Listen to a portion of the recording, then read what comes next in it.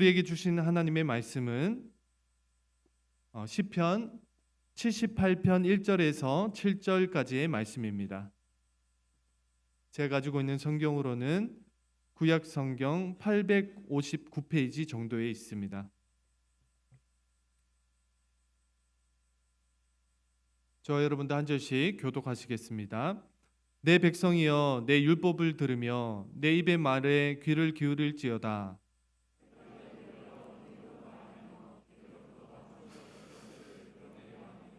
이는 우리가 들어서 아는 바요 우리의 조상들이 우리에게 전한 바라.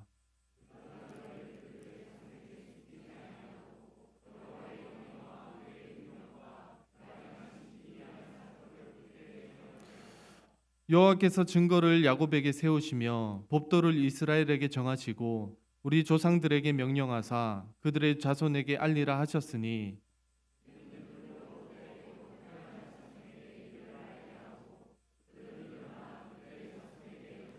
함께 읽겠습니다. 그들로 그들의 소망을 하나님께 두며 하나님께서 행하신 일을 잊지 아니하고 오직 그의 계명을 지켜서 아멘. 이 시간 믿음의 이야기를 전하세요라는 제목으로 고종률 목사님 나오셔서 말씀 선포하실 때 큰 은혜 받으시기 바랍니다.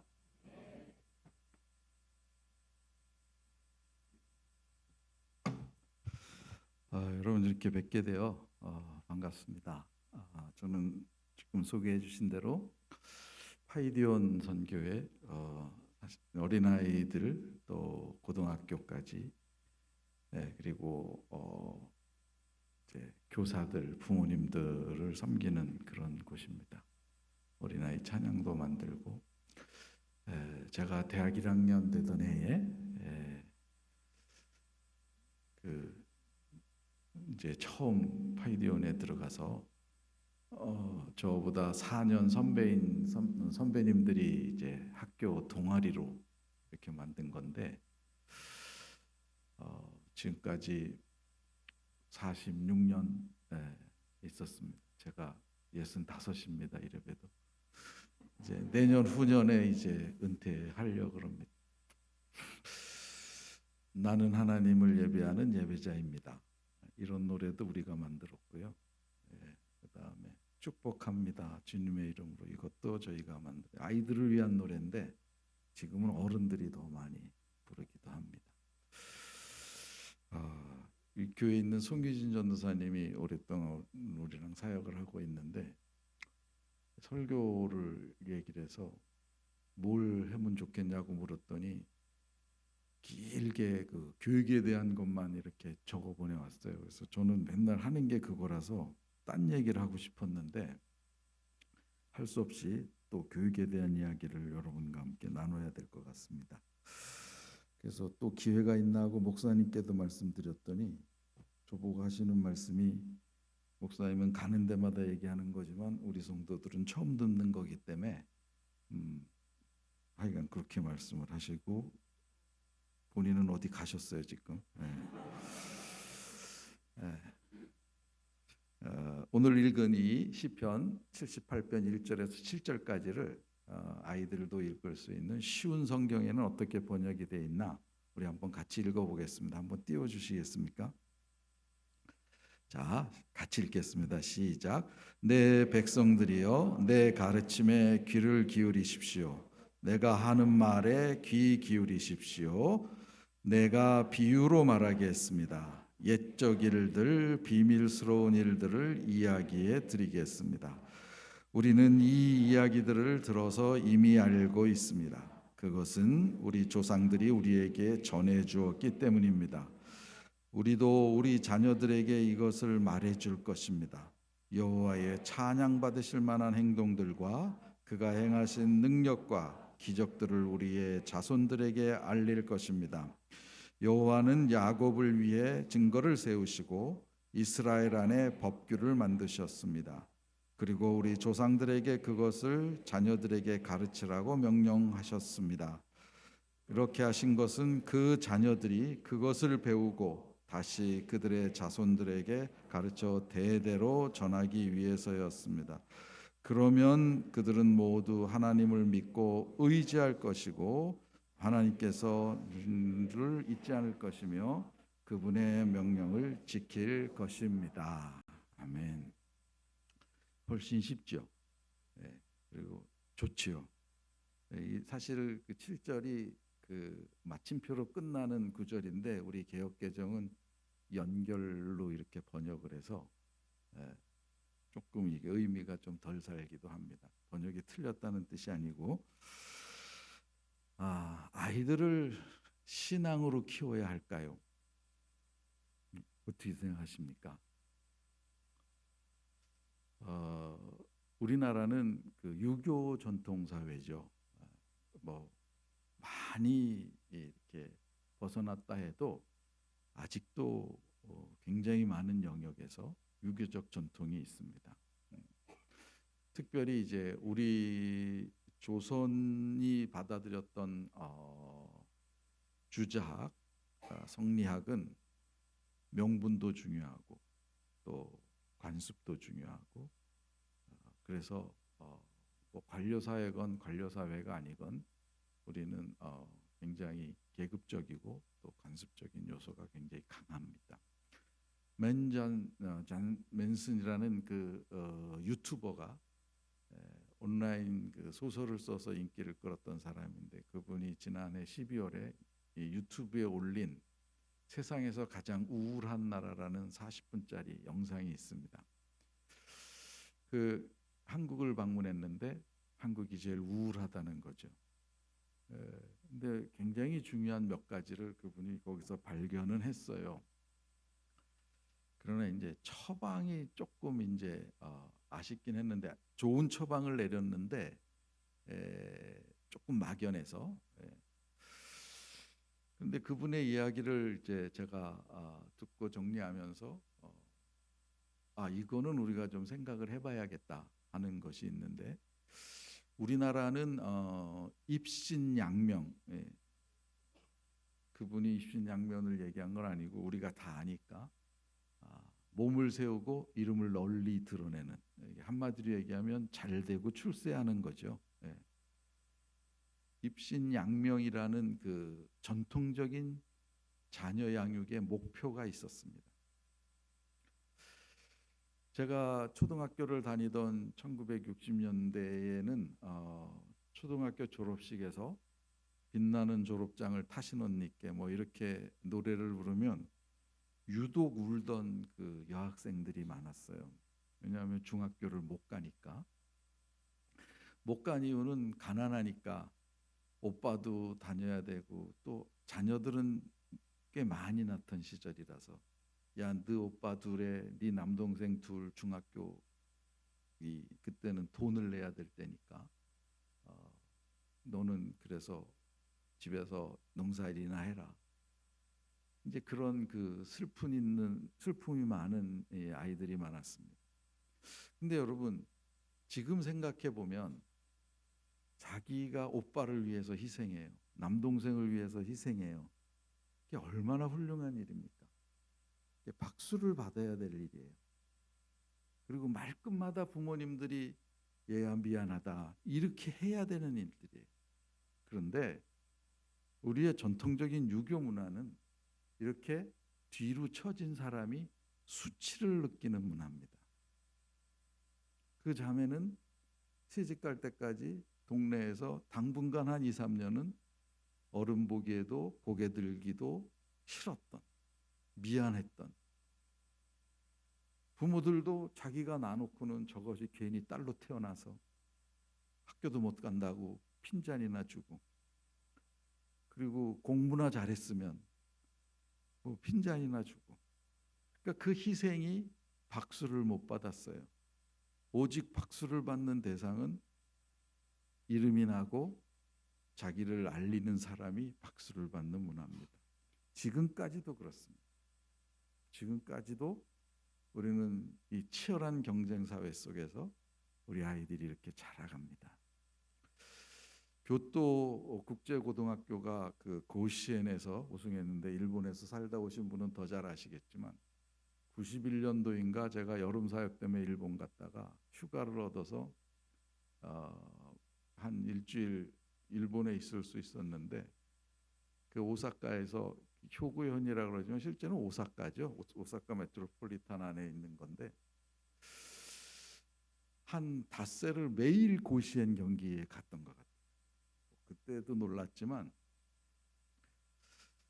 이 고등학교는 중학생까지 160명, 중학생이 22명이니까 고등학생 138명. 그 중에서 여학생 빼면 남학생이 68명. 그 68명 남학생 중에 61명이 야구부입니다. 근데 일본의 고등학교들의 야구부는 되게 커요. 80명, 뭐 120명 막 이렇습니다.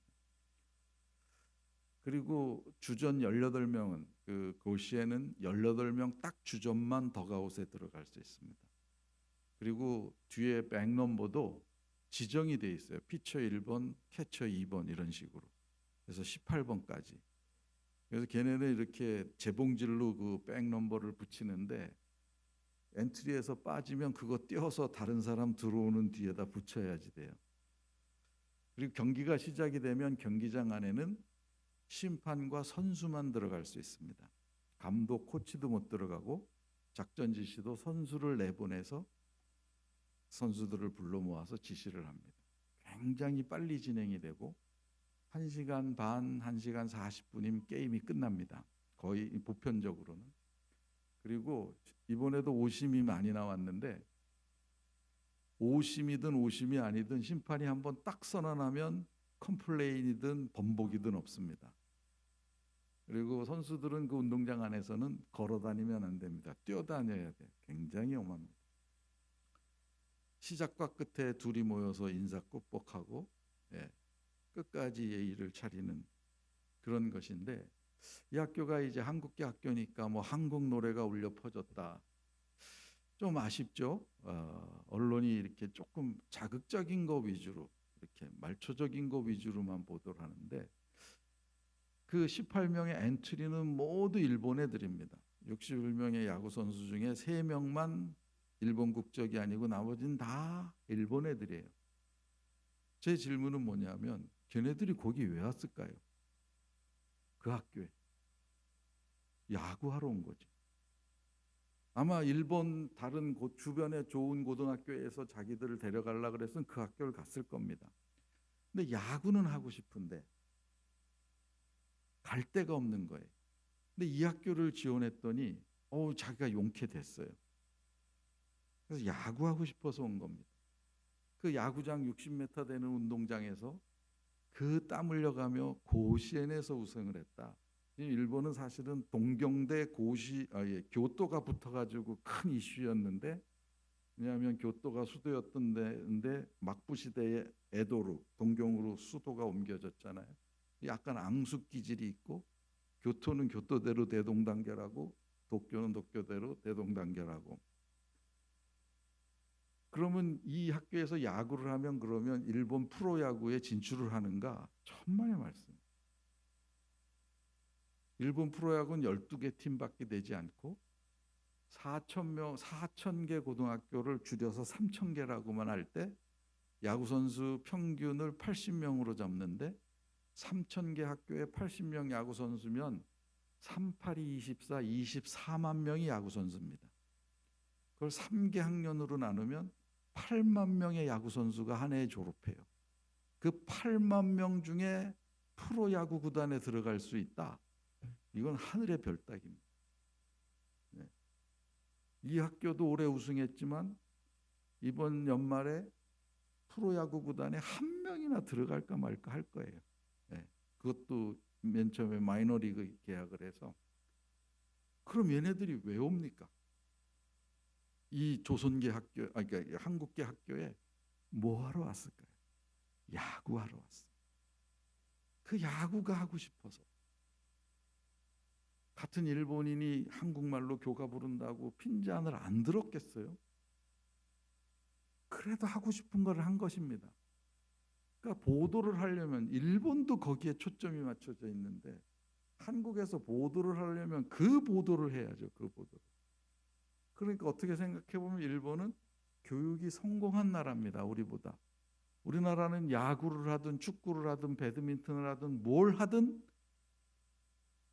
좋아서 하는 것도 있지만 돈 때문에 합니다. 결국 이 교육 상황이 그렇습니다. 자, 이 상황 속에서 아이들을 신앙으로 키워야 하느냐? 곤혹스러운 것입니다. 성경은 뭐라고 얘기를 하냐면 예수님께서 말씀하시기를 재물과 하나님을 겸하여 섬길 수 없다. 네. 하나님을 섬기는 사람은 재물을 섬길 수 없다는 것입니다. 두 하나님이 존재할 수 없다는 거예요. 그런데 어느 순간에 우리 아이들은 교회를 어렸을 적부터 다니면서 믿음 있는 집안에서 자라나면서도 하나님도 잘 섬길 수 있고 돈도 잘 벌 수 있다는 생각을 갖고 있습니다. 그러니까 성경하고는 배치되는 거죠. 그러므로 우리가 아이들을 정말로 신앙으로 키울 것인가? 오늘날 한국 기독교인들에게는 이 부름이, 이 질문이 던져져 있습니다. 정말로 신앙으로 키울 건가? 아닐 건가? 또 하나는 신앙으로 키울 때 우리 속에 막연한 의구심이 가득 들어 있습니다. 지금 말한 거와 비슷할 수 있지만 신앙만 가지고는 세상을 못 살아간다라고 하는 느낌이 부모들에게 있는 거예요. 우리가 그렇게 말은 안 하죠. 그런 아이들은 보고 있는 것입니다. 그렇게 보고 있는 거예요. 그래서 이 아이가 말을 하면 좋죠. 엄마 이상해. 어떻게 하나님이 제일 중요하다고 얘기하면서 내가 엄마를 보니까 하나님만큼 돈도 중요하던데 얘네는 이렇게 비겁한 소리를 하질 않아요. 예. 그저 그냥 잘 잠겨놨다가 자기가 본대로 커서 살아갑니다. 자기가 본대로. 근데 신앙의 1세대들은 하나님과 돈을 그래도 이렇게 균형을 잡을 수 있어요. 그러나 2세대로만 내려가도 그 균형은 안 잡힙니다. 돈이 하나님만큼 중요하면 돈이 하나님이 되어버려요. 왜냐하면 사람이 악하니까. 사람이 죄가 있으니까.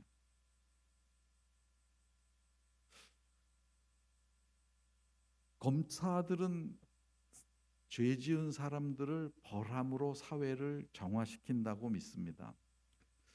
근데 그것은 정말로 무식한 소리예요. 사람을 벌 준다고 세상이 정화되지 않습니다. 그 라인홀드 니버라는 독일의 철학자가 있죠. 그분이 쓴 책 중에 Moral Man, Immoral Society, 그러니까 도덕적 인간과 비도덕적 사회라는 책이 있어요. 100년도 더 된 책입니다. 사람 한 사람은 양심적이고 옳을 수 있다는 겁니다. 그런데 그런 사람들을 모아서 사회를 만들어 놓으니까 죄가 비도덕적 구조가 생기더라는 겁니다. 그러니까 검찰은 죄 지은 사람은 벌할 수 있어도 비도덕적 사회가 된 사회는 벌할 수 없어요. 본인들도 그 사회의 구성 요소이기 때문에. 그러므로 검찰 권력이 아무리 잘하고 아무리 커도 세상은 정화되지 않습니다. 사회가 비도덕적이기 때문에. 그럼 이 비도덕적 사회에서 우리 아이들이 보고 크는 것이 너무 많은 거예요. 교회는 신앙이 중요하다고 뭐 여러 번 얘기를 하는데 자기가 볼 땐 중요한 게 너무 많아. 그걸 좁히면 학교도 좋은 데를 가야 돼. 직장도 괜찮은 데를 가야 돼. 그리고 영어도 좀 한마디 해야 해. 그리고는 돈도 좀 있어야 돼. 그리고 신앙이 있어야 돼. 자, 그러면 신앙은 우리 아이들에게 어떤 결과를 가져다 줄 것인가? 정말로 신앙이 아이들에게 이 험난한 세상을 살아가는데 유익을 주는 건가? 이 신앙이 도움이 되는 건가? 제가 사역하던 교회에 저보다 연세가 많으신 전도사님이 계셨습니다. 이분에게 첫째 딸이 있었는데 이 아이가 고등학교 2학년 가을에 그냥 운동장에서 산책을 하다가 푹 쓰러졌어요. 근데 정신을 못 차리는 거예요. 그래서 응급실에 데려갔는데 7시간 만에 깨어났습니다. 근데 이유를 몰라요. 그래서 멀쩡하니까 한 2시간 후에 퇴원을 시켰습니다. 그래서 이제 다시 고등학교 학교 다니면서 잘 하는데 3개월 후에 또 쓰러졌어요. 그때는 깨어나는데 12시간 이상이 걸렸어요. 그러더니 쓰러지는 빈도가 잦아지는 거예요. 2주 만에 쓰러지고 1주 만에 쓰러지고, 그러더니 하루에도 한두 번씩 쓰러지고. 그래서 이제 큰 병원에 입원해 가지고 조사를 하는데 무슨 박테리아가 침투한 것 같은데 정확하게 알 수가 없어요. 처음 쓰러진 지 3개월 만에 하나님 나라로 갔습니다. 병명도 모르는. 근데 이 아이는 고등학교 수영 선수였어요. 굉장히 수영을 잘했습니다. 고등학교 2학년인데 국가대표 상비군으로 발탁이 됐으니까 정말로 이 수영을 잘했던 아이. 얘 엄마는 얘가 수영대회 나갈 때 너무 가난해서 새 수영복을 못 사주고 빌려 입히거나 옛날에 입던 수영복을 입힌 것 때문에 울었습니다. 그런데 공부를 굉장히 잘했어요. 그래서 이렇게 그 모의고사를 보면 전국에서 뭐 5손가락 안에 뭐 이렇게 했어요. 그 아이를 장례 지냈던 날 그 이제 그 전도사님 집에 가서 위로 예배를 드리는데 우리 권사님 한 분이 하나님이 얘가 너무 이뻐서 데려가셨다고. 그래서 제가 버럭 화를 냈습니다. 화를 낸 이유가 그 직전에 예배드리기 직전에 우리 전도사님이 얘가 병원에 한 달 반 입원했는데 병원에서 그 막 이렇게 증상이 있나 봐요. 이 혼절하게 되기 직전에 그게 오면 막 노트를 꺼내다가 일기를 쓰는 게 일기를. 예. 일기를 쓰는데 영어도 잘했어요. 예. 그 일기를 제가 읽다가 중간에 한 페이지가 딱 나오는데 가슴이 무너지더라고요. 초등학교 아이들 과외하면서 용돈과 학비를 벌던 아이예요. 예. 그리고 뭐 누가 봐도 얘는 앞길이 창창한 아이예요. 미국 말로 지니어스란 말이 있는데 공부하는 학생이 공부 잘하는 거 가지고 미국 사람은 지니어스라고 얘기하지 않습니다. 그건 당연한 거죠. 열심히 하면 다 그 결과 오니까. 그거 외에 무엇인가 특출날 때 그때서야 지니어스란 단어를 써요. 정말 얘는 지니어스한 아이예요. 학생회장하며 아이들도 이렇게 이끌어갈 리더십도 강했고 그 일기장에 영어로 썼는데 뭐라고 썼냐면 이렇게 썼어요. When I breathe, 내가 숨 쉴 때마다 I would say, 내가 고백합니다. 주님, I love you. Whenever I hear beat of my heart, 내 심장의 박동 소리를 듣는 순간마다 주님, 내가 고백합니다. I am yours. 나는 당신의 것입니다. You are so faithful, faithful, faithful. 당신은 정말로 신실하십니다. 못 깨어나면 죽는다는 걸 안 고등학교 2학년 여자아이가 수영대회 나갈 때 입고 나갈 수영복이 없어서 힘들어했던 이 여자아이가 죽음이라는 위협을 놓고도 하나님은 신실하시다고 고백을 했는데 뭐가 신실하냐고요. 하나님이 해준 게 뭐가 있냐고요. 해준 게 좋은 부모를 만나기를 했어요. 그렇다고 해서 무슨 윤택하게 자라게 하기를 했어요. 똑똑한 자기 재능을 필 수 있는 길을 열어주기를 했어요. 지금 혼절되기 전에 일기를 쓰면서 혼절된 다음에 못 깨어나면 죽는 겁니다. 그 죽음의 위협 앞에 일기를 쓰기를 You are so faithful, 이게 말이 되냐고요? 그때 제가 느꼈던 게 하나 있어요. 아, 그렇구나. 이 아무것도 모르는 16살짜리도 예수 제대로 믿으면 가난에 대한 원망도, 부모에 대한 원망도, 죽음에 대한 두려움도 다 극복할 수 있는 거구나. 나는 왜 이렇게 못나게 살아가고 있는 건가?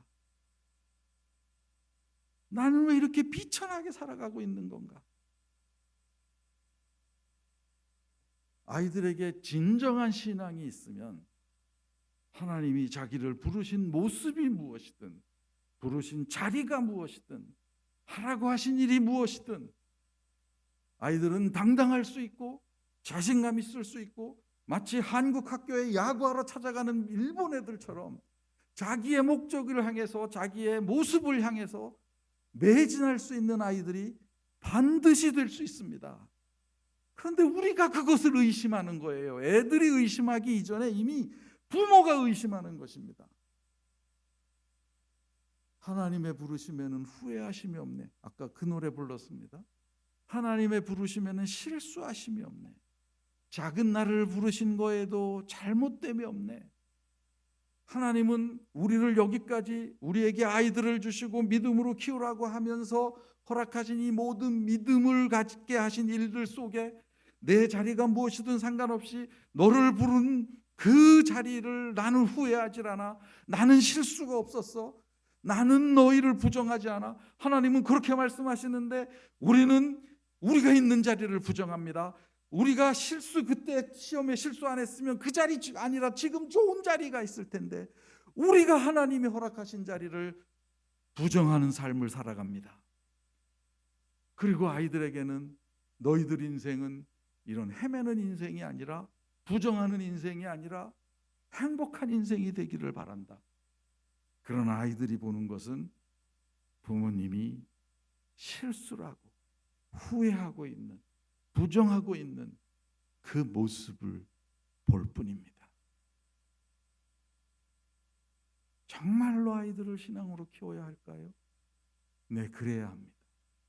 왜 그러냐 하면 우리보다 잘 살 수는 있지만 훨씬 험난한 인생을 살아갈 것입니다. 훨씬 고통스러운 인생을 살아갈 것입니다. 제가 태어나던 해 대한민국은 국민소득이 48달러였던 시대였습니다. 제가 3살 때 우리나라 국민소득은 72불이었습니다. 제가 초등학교를 졸업하는 해에 우리나라가 북한을 따라잡았는데 그때의 국민소득이 187불이었습니다. 지금 35,000불?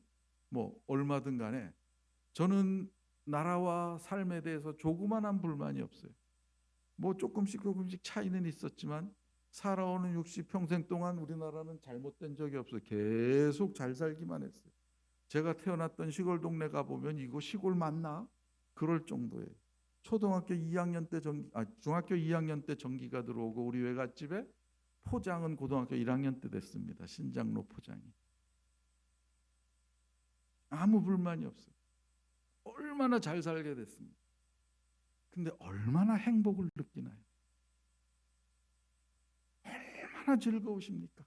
인생이 얼마나 좋으시나요?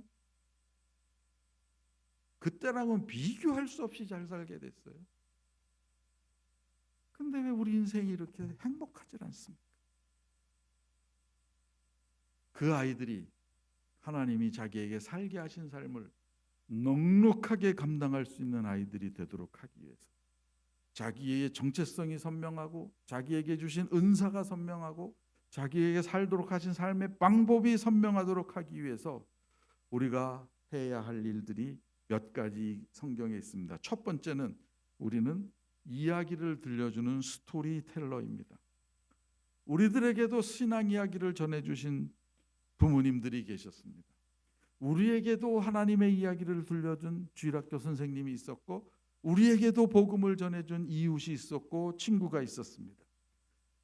그것을 들은 우리가 여기 성경에 나와 있는 대로 78편 3절, 우리는 이 이야기들을 들어서 이미 알고 있습니다. 그것은 우리 조상들이 우리에게 전해주었기 때문입니다. 그런데 4절, 우리는 뭘 해야 되냐면 우리도 우리 자녀에게 이것을 말해줄 것입니다. 지금 이 구절은 하나님의 비밀 이야기가 뭐냐면 출애굽한 이야기예요. 출애굽이 이스라엘 전체 민족에게서는 아브라함의 이야기보다 더 중요했던 이유가 뭐냐면 출애굽이 이스라엘이라고 하는 민족이 형성된 과정이기 때문에 그렇습니다. 하나님은 유대인이라고 하는 민족을 여러 민족 중에 하나 선택하신 것이 아니라 사람 하나를 불러내셔서 없는 민족 하나를 만드신 겁니다. 중화 사상은 중국이 중심인 거예요. 그러니까 메시아가 와도 골수 중화 사상론자들은 중국에서 와야 돼. 다른 것은 다 이 오랑캐 이자, 이 오랑캐 나라들에서 온 것은 인정할 수가 없는 거예요. 그런데 이것은 그 많은 민족 중에 하나를 선택하신 것이 아니라 없는 민족 하나를 만들어내셔서 역사를 만든 것입니다. 그 만들어내진 이스라엘 민족의 형성이 출애굽에 걸려 있는 거예요. 그러니까 아이들이 초막절 때 광야에 나가서 텐트 치고 누룩 없는 떡을 먹으면서 옛날 옛적 우리의 하나님이, 그러면 이 아이들은 그 이미지가 있습니다. 그 열정이 있고 그 은혜가 있고 그 다이나믹했던 출애굽의 모든 상황이 머릿속에 떠오릅니다. 그래서 아브라함의 하나님, 이삭의 하나님, 야곱의 하나님이, 그러면 이 아이들은 그게 무슨 뜻인지 압니다. 그런데 우리가 성경을 가르치면서 아이들에게 아브라함의 하나님, 이삭의 하나님, 야곱의 하나님, 우리 조상의 하나님이, 그러면 우리 아이들은 무엇을 떠올립니까? 떠올릴 게 없어요.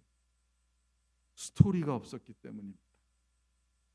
이것을 바꿔볼까요?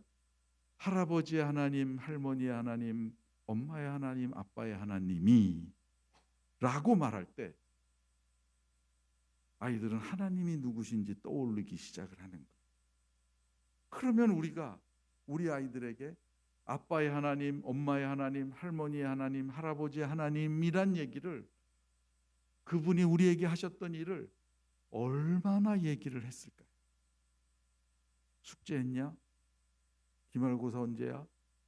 이걸 묻는 횟수랑 오늘 아빠의 하나님이 아빠에게 느끼게 해주신 게 있는데 이렇게 말한 거랑 횟수가 뭐가 더 많을까요? 횟수가. 여기 뭐라고 얘기를 했냐면 74절에 여호와의 찬양 받으실 만한 행동들과 그가 행하신 능력과 기적들을 우리의 자손들에게 말할 것입니다.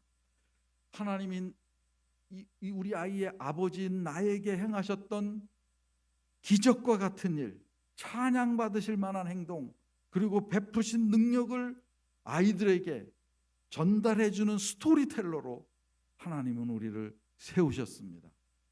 자, 그럼 우리가 기적을 경험하기 위해서 다 가남 3기에 접어들었다가 기도 싹 했더니 딱 나야 될까요? 이 기적이란 그런 뜻일까요? 이스라엘 백성에겐 기적 같은 이야기가 실제로 들려오는 얘기입니다. 그러나 여러분, 생텍쥐베리가 쓴 그 리틀 프린스, 어린 왕자에 보면 이런 말이 있습니다. 내가 좋아하는 사람이 나를 좋아해 준다는 것은 기적이야. 내가 존경하는 사람이 나를 존경해 주는 것은 기적과 같습니다. 내가 귀하게 여기는 사람이 나를 귀하게 여기는 것은 기적과 같습니다. 하나님이 나를 귀하게 여기셨던 것이 무엇입니까? 하나님이 나를 소중하게 생각하셨던 것이 무엇입니까? 하나님이 나에게 소중하게 생각해서 의미 있는 말씀을 주셨던 것이 무엇입니까? 그 모든 것이 우리 아이들에게 나눠져야 될 하나님의 이야기입니다. 저는 개인적으로 우리 어머니께 깊은 감사가 있습니다. 우리 큰아이는 만으로 33, 둘째 아이는 만으로 31입니다. 큰아이는 결혼을 했고 둘째 아이는 아직 결혼을 안 했습니다. 우리 어머니는 올해 95세세요. 혼자 독야청청 교회 앞에 사시면서 걸어 다니십니다. 오랜 시간 제가 미국에 있으면서 같이 살다가 그 교회 다니시다가 떠났다가 오랜 시간 후에 다시 돌아오셨는데, 돌아온 지 10개월 만에 다시 소망회를 이렇게 휘어잡았던, 그래서 회장이 되셨던 분이에요. 잘한 건지 못한 건지에 대해서는 제가 말씀드리지 않겠습니다. 그러나 제가 우리 어머니께 감사하는 것은 뭐냐면, 우리 아이들이 어렸을 적에 그 할머니의 침대에 가서 매일마다 들었던 하나님의 이야기, 늦게 예수를 믿었던 우리 어머니께서 저를 낳고 그 사이사이마다 베푸셨던 하나님의 은혜의 이야기, 기도할 때마다 들어주셨던 하나님의 손길들, 그 이야기들을 듣고 우리 아이들은 컸습니다. 그거보다 더 좋은 믿음의 길이 없어요. 목사집이라 그래서 맨날 은혜가 넘치면 얼마나 좋겠어요. 제가 교회 사역을 할 때 이제 주일날 교회를 가는데 뭐 교회 가는 차 속에서 제일 많이 싸우잖아요. 평신도들도 그러시고, 예, 많이 싸워요. 예. 차 속에서 투다닥거리고 싸우는데 문을 딱 열고 교회에 도착해서 문을 열면 제가 아유 장로님 안녕하세요. 아유 권사님 어떻게 지내셨어요? 마치 세상 모든 평화를 다 가지고 있는 사람처럼, 그리고 뭐라고 얘기해도 다 수용해 주는 사람처럼 그렇게 인자한 미소를 지으며 인사를 합니다. 우리 큰애는 저를 닮았어요. 나이스하죠. 아, 아빠가 힘든데도 저렇게 하는구나. 우리 둘째 놈은 저 엄마 닮았어요. 까칠해.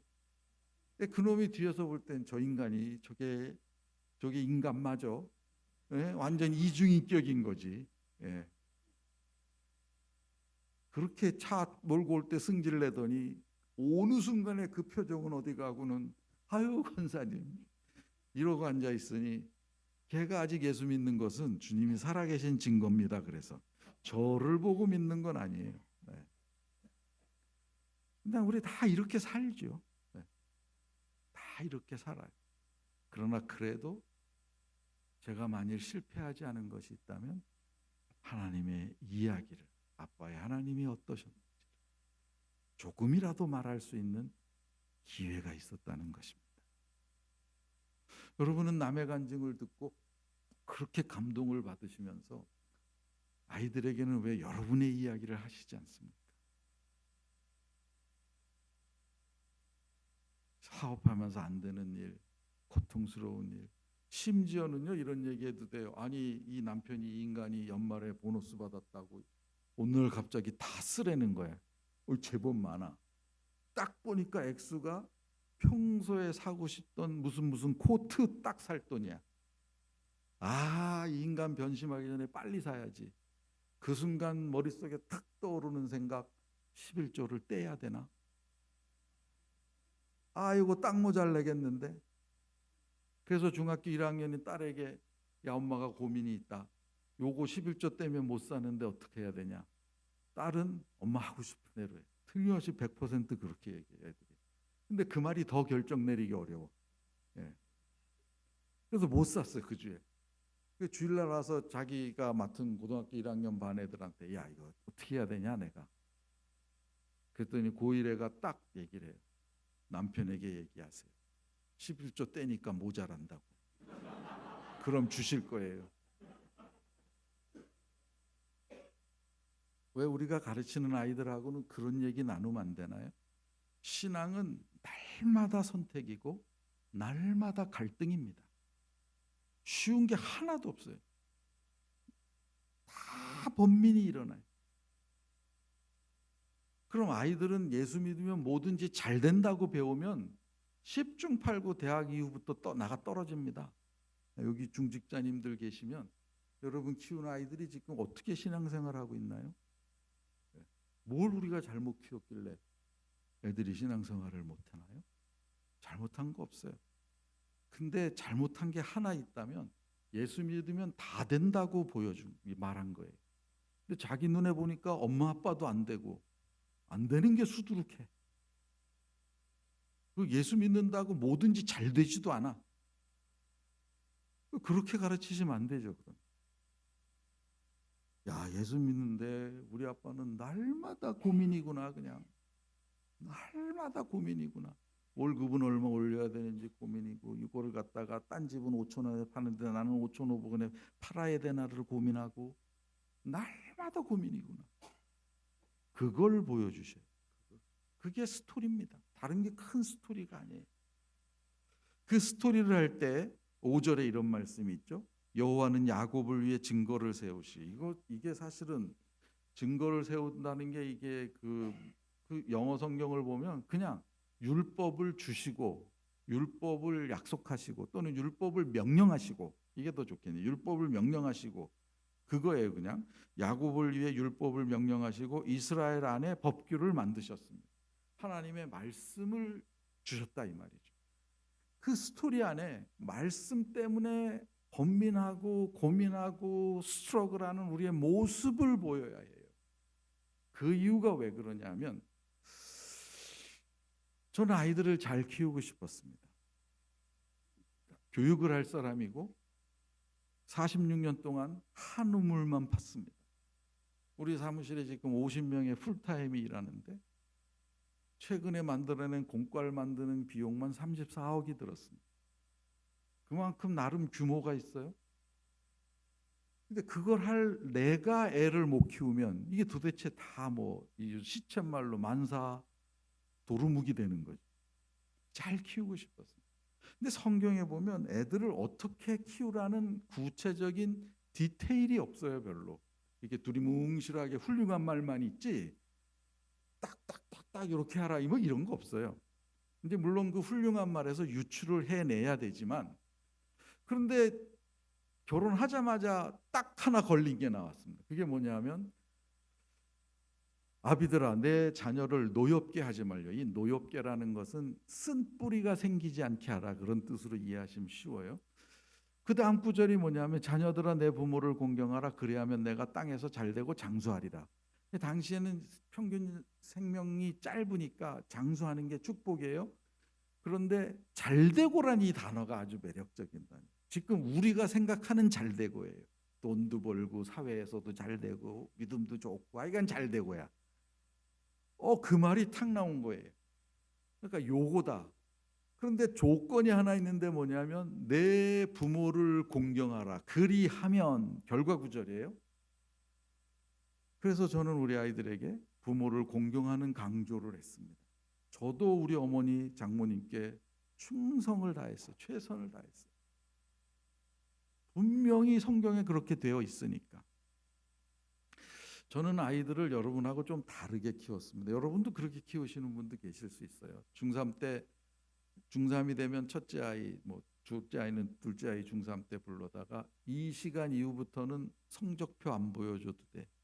고등학교를 땡땡이 치든 들어가든 네 맘이야. 대학도 가든 안 가든 전공도 네 맘이야.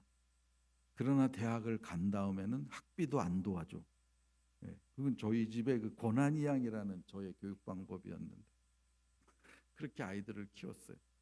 근데 이제 이 아이가 이제 원래 초등학교 2학년 때 7살 만 8살 때 아빠는 한국 돌아가서도 파이디온 할 건데 교회도 아니고 뭐 은퇴 자금도 없고 펜션도 없고 그러니까 너네가 엄마 아빠 은퇴하면 매달 200만 원씩 보내줘.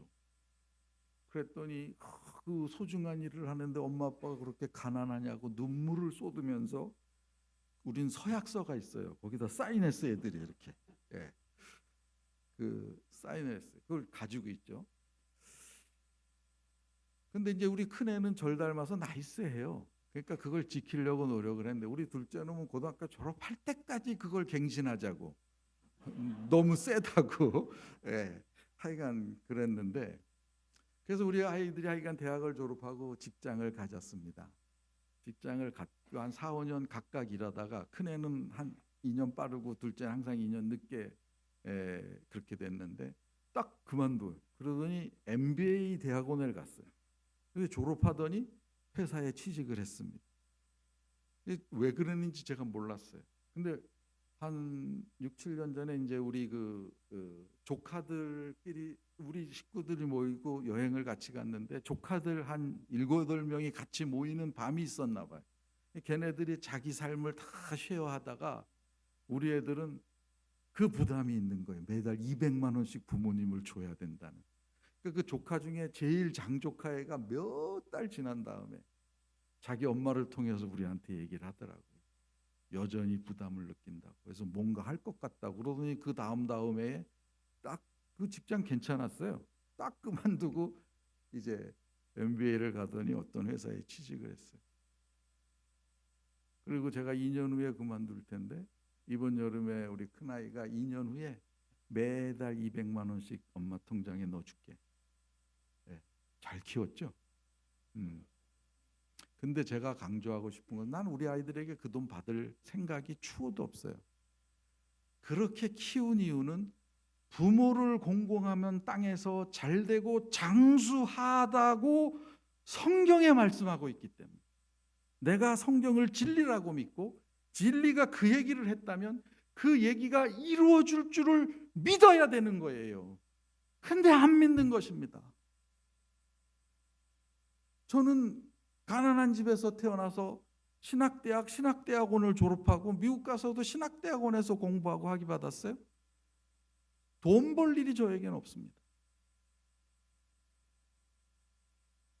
그래서 아이들을 잘 키우고 싶었는데 그렇다고 돈 많이 버는 애를 키우려고 제가 한 건 아닙니다. 그러나 제가 믿는 성경은 이 아이들이 나를 잘 공경하면 나는 분명히 이 아이들이 이 땅에서 복을 받을 것이라고 믿었어요. 왜냐하면 진리가 그랬으니까. 그러므로 사랑하는 성도 여러분, 진리를 믿으십시오. 신앙은 진리를 믿냐 안 믿냐의 싸움이에요. 말씀하신 진리는 안 믿고 무엇을 믿고 이 일이 이루어질 거라고 생각을 하십니까? 워낙 케이스가 특이한 케이스긴 하지만 우리 아이들은 매달 200만 원씩 저희에게 줘도 풍족하게 먹고 살아도 남아요. 그러면 저는 그 아이들에게 돈 벌라고 가르쳤는가? 천만의 말씀이에요. 중3 때 떠나 보냈다니까요. 곧 대학을 졸업한 우리 둘째 놈이 땡큐 카드를 썼어요. 저한테. 아빠 저를 18년 동안 키워주셔서 감사합니다. 에잉? 야 임마 무슨 18년이냐 22년이지 그랬더니 대학 들어가서 아빠가 나한테 뭐 해준 거 있어? 없어요. 딱 20만 원 한 번 준 거 외에는 없어요. 그렇다고 18년이라고 쓰면 어떻게 그렇다고. 사랑하는 성도 여러분, 제가 말씀드리고자 하는 것은 신앙을 가지셨으면 진리를 믿으십시오. 진리가 우리를 존귀케 합니다. 진리가 우리를 존중해 줍니다. 하나님이 우리를 소중한 인생으로 바꾸어 주십니다. 그것 자체를 믿으시면 아이들이 그것을 보고 있는 거예요. 그것을. 그럼 더 우리가 많은 얘기를 안 해도 돼요. 더 무슨 강조를 안 해도 돼요. 그 아이들이 실패를 해도 실패를 딛고 일어날 용기가 생길 것이며 자기를 비난하는 사람들 앞에서 자기가 누구인지 얘기할 수 있게 될 것이며 삶의 두려움 앞에서 두려움을 이기시는 하나님을 신뢰하게 될 것입니다. 그러므로 진리를 가지고 여러분의 자리가 진리 때문에 귀하고 거룩하게 되는 그런 인생을 사십시오. 그것이 스토리텔러가 살아가야 될 삶의 모습이에요. 한 가지 예화를 하고 마치겠습니다.